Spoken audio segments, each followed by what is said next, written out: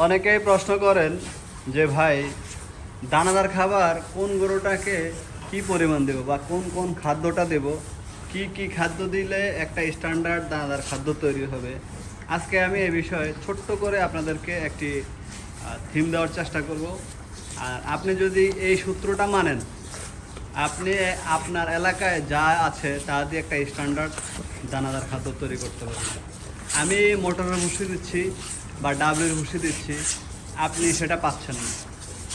আপনি সেটা না পাওয়ার কারণে যে আপনার সেই খাদ্যটা সঠিকভাবে তৈরি হলো না বা সেই রেশিওটা স্ট্যান্ডার্ড পরিমাণে হলো না, আপনি এই হীনমন্যতায় ভুগবেন না। আমি একটা ফ্যাটেনিংয়ের গরু 6 মাসের প্রজেক্টের কি কি খাদ্য কখন কি পরিমাণ দিতে হবে ইনশাল্লাহ আজকে এই ভিডিওতে আলোচনা করব।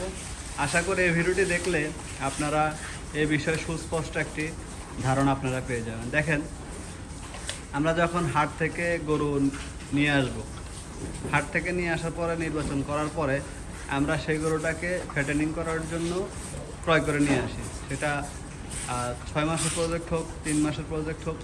আসলে 3 মাসের প্রজেক্টে গরুর ফিনিশিং আনাটা সব টাফ হয়ে যায়, তবে খাবার দাবার দিলে খরচ একটু বেশি লাগে, কিন্তু 6 মাসের প্রকল্পগুলাই সবচেয়ে সাস্টেনেবল এবং ভালো ভূমিকা রাখে।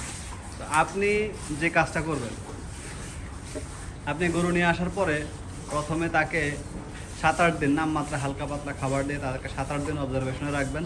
তার জন্য ভাইরাস ব্যাকটেরিয়া জনিত কোনো সমস্যা থাকে, সেই 6 থেকে 7 দিনের ভিতরে সেটা প্রকাশ পাবে। আর যদি আলহামদুলিল্লাহ সেই সমস্যা যদি না থাকে, তাহলে সে ওয়েল আপনার দানাদার খাবারটা আপনি তৈরি করতে পারবেন। এখন আসেন, আপনি কি দিয়ে ফ্যাটেনিং গরুর জন্য দানাদার খাদ্য তৈরি করবেন। দেখেন, এখানে 3টা ভাগে আমি ভাগ করবো দানাদার খাবারটাকে।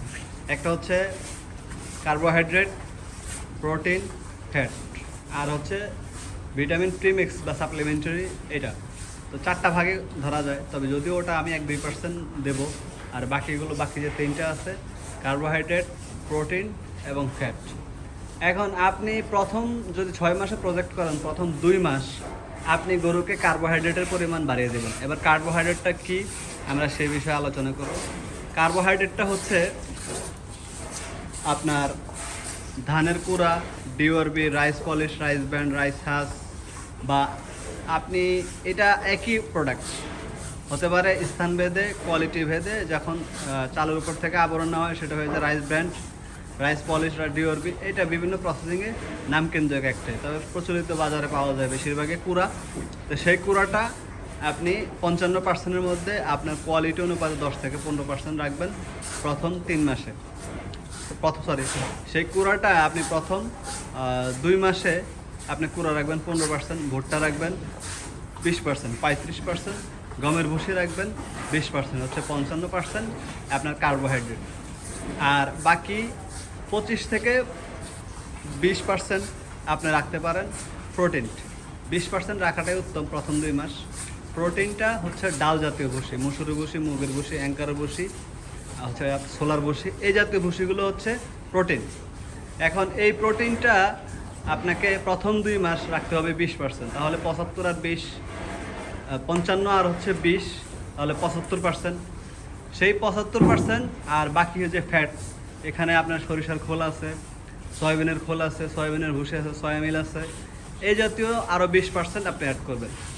বা আপনি যদি নারকেলের খোল পান, তিলের খোল পান, তিসির খোল পান, এই জাতীয় খোল যদি আপনি পান, তাহলে এটা আরও 20% অ্যাড করবেন। আর যে 5% আছে সেটা লাইমেস্টোন টক্সিন বাইন্ডার, ডিসিপি, ডিওআরবি, এই জাতীয় উপকরণগুলো দিয়ে সাপ্লিমেন্টারি আপনার এলাকায় যেটা পান সেটা দিয়ে আপনি তৈরি করবেন। লাইমস্টোন, ডিসিপি গোল্ড এবং আপনার ডিওআরবি হালকা 1 কেজি, আর হচ্ছে আপনার লবণ, চিটাগো, এটা দিয়ে 5% আপনি রিকভারি করবেন। তাহলে প্রথম যে 2 মাস আপনি ফ্যাট, প্রোটিন এবং আপনার কার্বোহাইড্রেট, এই 3টা সমন্বয় রাখবেন 95 ভাগ। পরের 2 মাসে আপনি কার্বোহাইড্রেটের পরিমাণটা একটু কমিয়ে দেবেন, 55 জায়গায় 50 করবেন। প্রোটিনের মাত্রাটা, ডাল জাতীয় ভুসিটা, সেটা মাংস বিল্ড আপ করার জন্য গবাদি পশুর সেটা গুরুত্বপূর্ণ ভূমিকা রাখে। পরের 2 মাসে এসে আপনি ডাল জাতীয় যে ভুসিটা আছে সেটা একটু বাড়িয়ে দেবেন, যেমন 20-এর জায়গায় 25 করলেন। আর ওটা কার্বোহাইড্রেট 55-র জায়গায় আপনি 50 করবেন। এইভাবেই 4 মাস, প্রথম 4 মাস যাওয়ার পরে শেষ যে আপনার 2 মাস আছে, সেই 2 মাসে 25-এর জায়গায় প্রোটিনের যেটা ডাল জাতীয় ভুসি সেটা করে ফেলবেন 30%। কারণ একমাত্র গরুর ওয়েট গেইন করার জন্য খুব ভালো ভূমিকা রাখা হচ্ছে ডালের ভুসি বা ডাল জাতীয় যে খাদ্যগুলো আছে সেগুলো। তাই শেষ ফিনিশিং স্টেজে আপনাকে ডাল জাতীয় ভুসিটা বাড়িয়ে দিতে হবে গবাদি পশু। তো ডাল জাতীয় ভুসি যখন আপনি বাড়িয়ে দেবেন আপনার গরুর ওয়েট গেইন হয়ে যাবে। তো 6 মাসে আমরা 3টে স্টেজে আপনার গ্রোয়ার স্টেজ, মিডল স্টেজ এবং ফিনিশিং স্টেজ, এই 3টে স্টেজে যদি আপনি ভাগ করে গবাদি পশুকে খাদ্য দেন, আর আপনার এলাকায় আপনি যা পান, আমার এলাকায় এটা আছে আপনার এলাকার নাই, কিন্তু আজকে যে সূত্রটা আমি আপনাদেরকে বলে দিলাম 55%, 20% আর হচ্ছে 20%, এ হচ্ছে 95% কার্বোহাইড্রেট, 55%, 20% প্রোটিন আর 20% হচ্ছে ফ্যাট। তো মাঝখানে প্রথম 2 মাসে এইভাবে চলবে, দ্বিতীয় 2 মাসে আপনার প্রোটিনটার পার্সেন্টেজটা একটু বাড়িয়ে দেবেন, ফ্যাটের পার্সেন্টেজটা একটু বাড়িয়ে দেবেন। ধীরে ধীরে কার্বোহাইড্রেটের পরিমাণটা কমিয়ে ফিনিশিংয়ে এসে প্রোটিন এবং ফ্যাটের পার্সেন্টেজটা বাড়বে, কার্বোহাইড্রেট কমবে। আলহামদুলিল্লাহ, আশা করি আপনি বিগত দিনে যদি আপনার মনের মতো যদি গরুর লালন পালন করে যদি আপনি সফলতা না পান, আপনি এইভাবে যদি 6 মাস আপনার গবাদি পশুকে খাবার দাবার দেন, ইনশাল্লাহ আপনার গবাদি পশু দেখবেন কাঙ্ক্ষিত মাংস আসবে। আর 25-26 আইটেম দিয়ে গবাদি পশু পালার আপনার দরকার প্রয়োজন পড়বে না। আপনি সুষম খাদ্য এবং সময়মতো কৃমি করলে আপনার গরুর ফিনিশিংয়ে চলে যাবে। আর এখন একটা সময়, এই সময়টা আপনি আপনার গবাদি পশুর খাবারের দিকে খেয়াল রাখবেন। তারা অতিরিক্ত খাবার দিয়ে তাদের খাবারের রুচিটা নষ্ট করবেন না, তাহলে তাদের খাবারের প্রতি ক্ষুধামন্দতা চলে আসবে বা তারা একবেলা বেশি খেলে পরের বেলা সেই খাবারটা খাবে না, এই বিষয়টা খেয়াল রাখবেন। খাবার নিয়মিত নিয়ম মাফিক আগে যেভাবে দিয়েছেন এখনও সেভাবে দিবেন। যেই শরীরটা আপনি অর্জন করেছেন, অতিরিক্ত খাবার দিয়ে সেই শরীরটাকে নষ্ট করবেন না। তাই খাবারের প্রতি যত্নশীল হন, গরুকে 2 বেলা খাবার দিন, নিয়ম মাফিক খাবার দিন। সারাদিন যদি আপনি গবাদি পশুকে খাদ্য দেন, সেই গরু কখনোই স্বাস্থ্য আসবে না। গবাদি পশুকে খাবার দিতে হবে আপনাকে নিয়ম মাফিক, নিয়ম করে। আপনি যে নিয়মে সকালে যদি আপনি তাকে 8টার ভিতরে যে খাবারটা দিতেন, 8টার ভিতরে সেই খাবারটা চেষ্টা করবেন দিতে। কোনোদিনও চেষ্টা করবেন যে আগে দেওয়ার জন্য বা চেষ্টা করবেন পরে দেওয়ার জন্য, এটা করতে যাবেন না।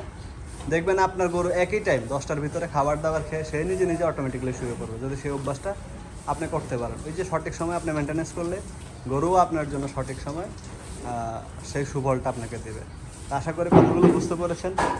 খাবার দাবারের বিষয়টা, এই ম্যানেজমেন্টের বিষয়টা আপনাকে অবশ্যই খেয়াল করতে হবে।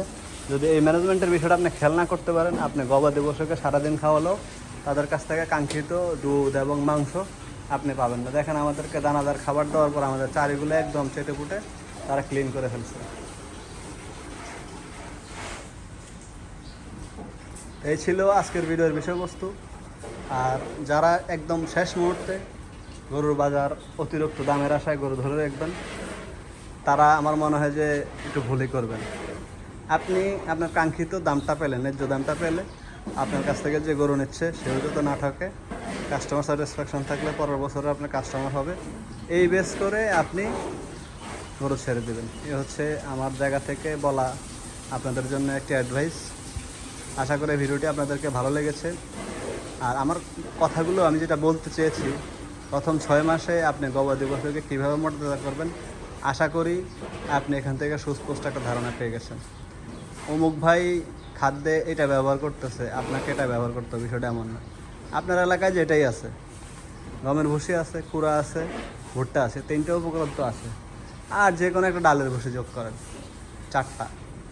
নিয়মিত কাঁচা ঘাস, সাইলেজ দিয়ে আপনি যদি সুসময় কৃমিমুক্ত করে, নিয়মিত কৃমিমুক্ত করে গবাদি পশুকে সময় মতন যত্ন নিতে পারেন এবং মশা মাছির উপদ্রব থেকে যদি বাঁচাতে পারেন, আপনার গরু মোটা হতে বাধ্য। সেখানে এক্সট্রা সাপ্লিমেন্টারি ভিটামিন প্রিমিক্স বা ইনজেকশন, গ্রোথ প্রমোটার এই জাতীয় কোনো কিছুর প্রয়োজন নেই। গরু অটোমেটিকলি মোটা হবে। এখানে আহামরি কোনো সায়েন্স নেই, খামারের ব্যবসা।